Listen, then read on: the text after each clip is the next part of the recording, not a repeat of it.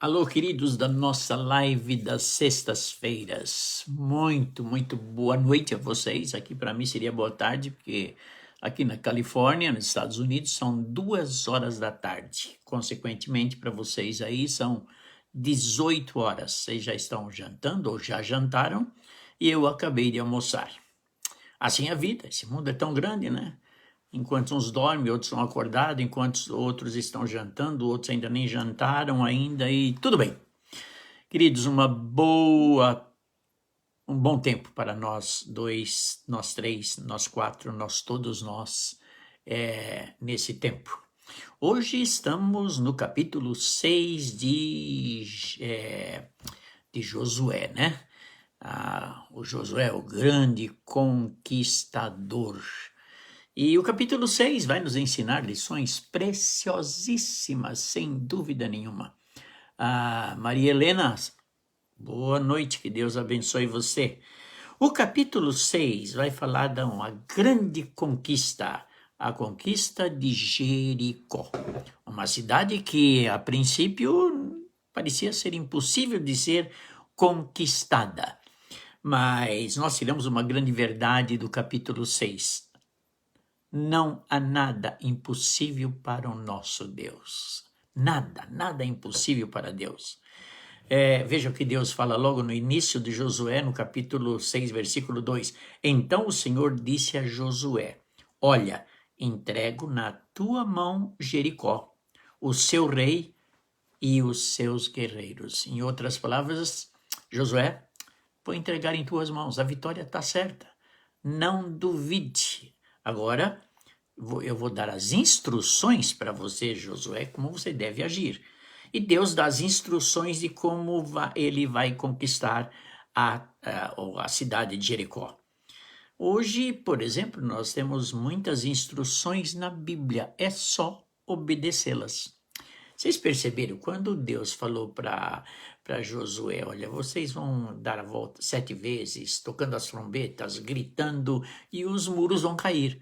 Ora, se Deus deu as instruções para levar a Arca da Aliança, os sacerdotes tocando as trombetas e o povo gritando, e depois de 7 vezes rodear a cidade vai cair. Se Deus falou que ia cair, ia cair. Só que tinha as instruções que Deus deu antes da cidade cair. Por isso, queridos, é muito importante obedecermos às instruções divinas. Ok, Jericó estava rigorosamente fechada, que diz o texto, por causa dos israelitas. Ninguém saía e ninguém entrava. Se ninguém saía, ninguém entrava, estava lá diante do povo de Israel um grande obstáculo. Mas vamos recordar um pouco o passado. A saída do Egito estava rigorosamente fechada. Ninguém saía, ninguém entrava. O que Deus fez? Ok, meu povo vai sair. O Mar Vermelho diante do povo de Israel era algo impossível. Ninguém poderia entrar e passar para o outro lado. Deus falou, ok, vocês vão entrar e vão passar do outro lado. E o mar se abriu. Para transpor o Rio Jordão a seco era impossível, mas Deus falou, vocês vão transpor o Rio Jordão a seco e vão estar diante de Jericó para a grande conquista. Percebe, meus queridos irmãos, quando Deus fala, Ele cumpre, Ele faz as coisas acontecer. Agora, em meio a essa conquista, nós temos que abordar um pouquinho a graça de Deus, que ela alcança vidas que nós jamais imaginamos ou imaginávamos. Percebe que a graça de Deus vai salvar uma vida e toda a sua família. Quem era essa vida? A prostituta. Já pensou? Que coisa, meus irmãos. Olha o versículo 22. Então Josué disse aos 2 homens que haviam espiado a terra: Entrai na casa da prostituta e tirai-a dali com tudo quanto tiver, como lhe prometestes com juramento. Percebeu? Eles prometeram, Deus prometeu, Rabi, você vai ser liberta, mas você vai precisar colocar aí uma fita vermelha na porta, nos umbrais, na janela, né? Na janela, porque a cidade estava, a casa dela, a janela dava para fora da cidade. Deus nunca esquece de suas promessas, ele cumpre. O problema é que nós esquecemos de suas promessas. Por exemplo, sua casa, sua família não foi destruída por causa da promessa dada por Deus através dos espias. Se vocês, a orientação a Rabi foi o seguinte: você vai reunir toda a sua família e não saia. E coloque lá a fita vermelha, porque você vai ser liberta. Deus não falha em suas promessas. Ela colocou a fita de cor vermelha e a morte passou por cima. Vocês lembram de algo parecido? Ela colocou uma fita de cor vermelha. Lembram que lá no passado, quando os israelitas foram libertos do cativeiro egípcio, o que aconteceu?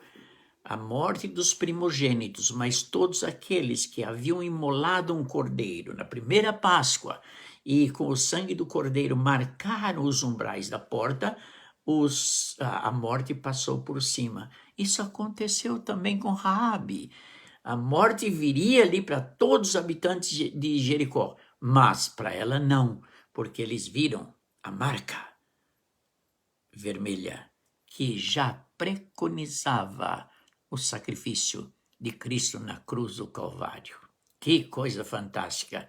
E Deus prometeu a Raabe: você será liberta. E, meus irmãos, essa promessa nós a temos hoje. João 10, 28, dou-lhes a vida eterna e jamais perecerão, e ninguém as arrebatará da minha mão. O episódio de Raabe e também as orientações do Novo Testamento nos deixa assim com uma clareza que jamais perdemos a salvação. Tem segmentos evangélicos que dizem que o crente perde a salvação. É impossível. Sabe por que Raabe não perdeu a salvação, a libertação? Porque ela confiou nas promessas de Deus. E nós confiamos na promessa de Deus. Veja, por exemplo, o texto aqui. Nele também vós, tendo ouvido a palavra, que é Efésios capítulo 1, versículo 13, tendo ouvido a palavra da verdade, o evangelho da vossa salvação, e nele também crido, fostes selados com o Espírito Santo da promessa. Meus irmãos, a ideia de selo é propriedade exclusiva de quem nos selou. E quem nos selou? Jesus. E se ele nos selou dizendo: você é propriedade exclusiva minha, ninguém tira, jamais. Mas em tudo isso nós vemos que o segredo está em obedecer a palavra de Deus. O segredo da conquista de Jericó está baseada na obediência à palavra de Deus. E esta é a tônica que eu quero abordar nesse final da nossa palavra. Nós temos muitas bênçãos por causa da obediência e perdemos muitas bênçãos por causa da desobediência. Meus queridos irmãos, ao longo da minha vida pastoral, vi pessoas não obedecendo a palavra de Deus e nós alertando: olha, obedeça porque você vai bem sucedido. Não, eu quero levar meu caminho. E no final, meus irmãos, triste foi o caminho dessas pessoas, porque ninguém vai ser abençoado na desobediência, de jeito nenhum. Um bom livro, capítulo para a gente dar uma olhada é Deuteronômio capítulo 28. Olha o que diz a palavra de Deus ao povo de Israel. Se vocês obedecerem fielmente ao Senhor, o seu Deus, e seguirem cuidadosamente todos os seus mandamentos que hoje lhe dou, o Senhor, seu Deus, os colocará muito acima de todas as nações da terra. Todas estas bênçãos virão sobre vocês e o acompanharão se vocês obedecerem ao Senhor, seu Deus. Tinha uma condição. Por isso que muitas vezes nós falamos: mas Deus nos abandonou. Não, Deus nunca nos abandona. Nós é que abandonamos a Deus. E continua o texto aí da obediência. Vocês serão abençoados na cidade e serão abençoados no campo. Os filhos do seu ventre serão abençoados, como também as colheitas da sua terra e os bezerros e os cordeiros dos seus rebanhos. Olha quanta bênção, o que mais? E a sua cesta e a sua amassadeira serão abençoadas. Querem mais? Vocês serão abençoados em tudo o que fizerem. Que coisa! O Senhor concederá que sejam derrotados diante de vocês os inimigos que os atacarem. Virão a vocês por um caminho e por 7 fugirão. O Senhor enviará bênçãos aos seus celeiros e a tudo o que está em suas mãos, que suas mãos fizeram. O Senhor, o seu Deus, os abençoará na terra que lhes dá. Perceberam quantas bênçãos? Tem mais uma aqui. O Senhor fará de vocês o seu povo um povo santo, conforme prometeu sob juramento, se obedecerem os mandamentos do Senhor, o seu Deus, e andarem nos caminhos dele. Olha que interessante.